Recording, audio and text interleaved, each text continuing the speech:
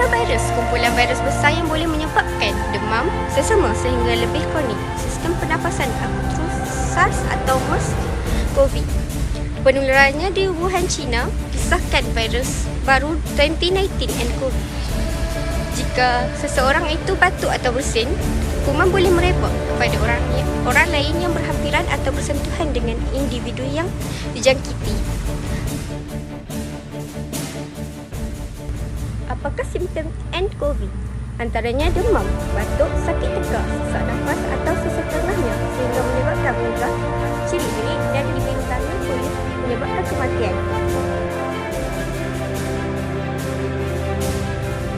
Segera ke hospital untuk pemeriksaan, namun setakat ini masih belum ada vaksin untuk pesakit COVID-19. Sentiasa ingat cuci tangan dengan menggunakan sabun dan gunakan sapu tangan atau tisu sehingga jika batuk atau bersin.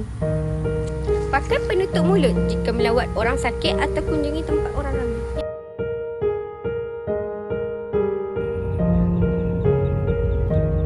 Alhamdulillah, sudah sekian lama saintis-saintis dunia membuat kajian untuk mencipta vaksin COVID-19. Akhirnya vaksin COVID-19 telah diisytiharkan keluar dan semua masyarakat boleh diambil. Tapi itulah, suka nampak masyarakat kita menolak, malah membuat mogokkan. Bukan itu saja, mereka juga telah mencipta golongan-golongan anti-vaksin untuk menolak anti-vaksin, untuk menolak vaksin dalam kehidupan kita seharian. Antara berikutnya, kita saksikan video tersebut.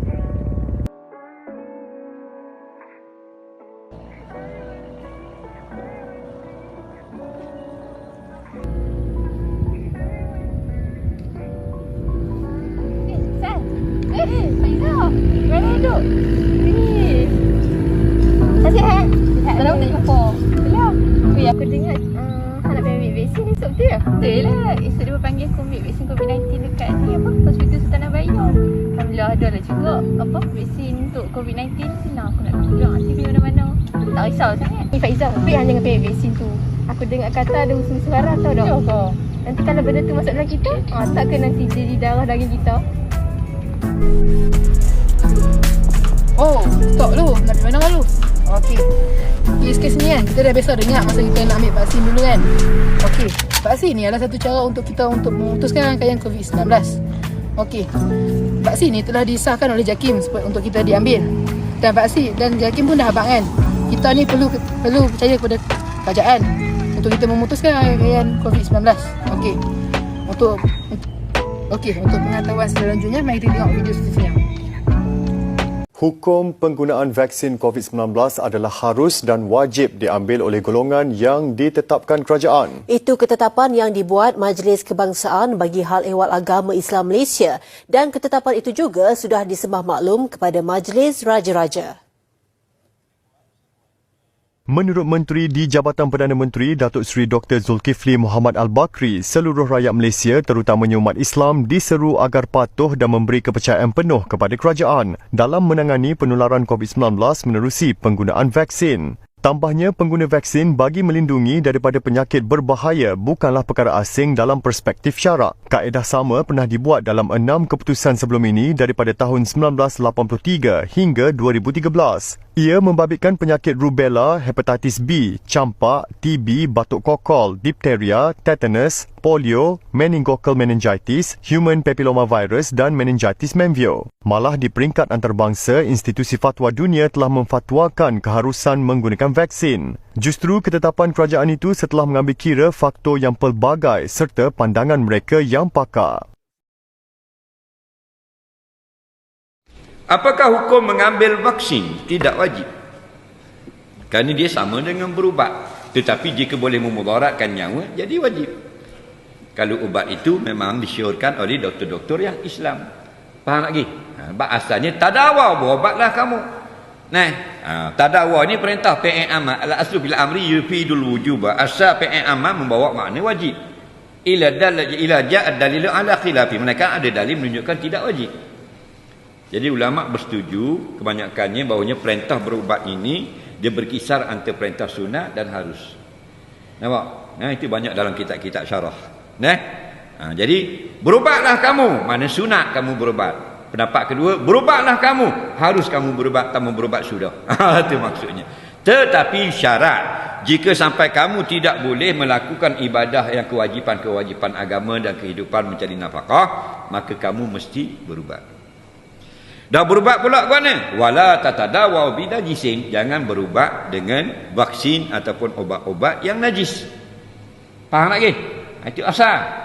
Tetapi jika tidak ada ubat yang suci, kaedah syarak mengharuskan hukum, melonggarkan hukum.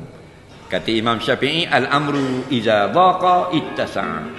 Satu-satu perkara itu bila disepit, maka dilonggarkan hukum. Faham lagi? Oh, saya tak tengok kau video pendek Ustaz Aziz tu yang dia kata kalau ada unsur haram dalam vaksin tu, kita diharuskan juga ambil vaksin tu.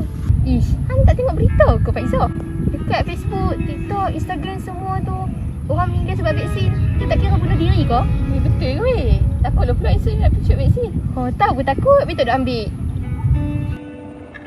Dah tengok kan video tadi kan? Okey, memang betul kes tu ada orang mati selepas orang kena cucuk vaksin. Tapi kan, bukan disebabkan vaksin yang mereka mati tu, mungkin sebab benda lain. Okey, JKM pun dah abang kan pasal vaksin tu, dia mengambil masa untuk menyelesaikan diri dalam badan kita. Okey, mungkin ada setengah yang vaksin tu cepat bertindak, ada yang kadang untuk manusia, setengah manusia dia pun masa yang sedikit lama untuk menyelesaikan diri. Okey, JKM pun dah abang. Kalau ada 1, 2, 3 kes yang orang mati selepas kena cucuk vaksin. Okey, orang-orang tu bukan kena sebab mati sebab vaksin. Ada yang depa cakap yang kena sakit jantung, ada sebab depa ada asma, ada pun sebab diabetes. Okey, kalau hangpa tak percaya, jom kita tengok video ni. Okey, ini adalah kenyataan media berkaitan kematian seorang jurawat hospital Pulau Pinang selepas 5 hari menerima vaksin COVID-19. Hasil berdasar sebab kematian adalah disebabkan serangan jantung dan tiada tanda-tanda anafilaksis atau reaksi alergi. Oleh itu, kematian ini tidak berkait dengan vaksinasi COVID-19.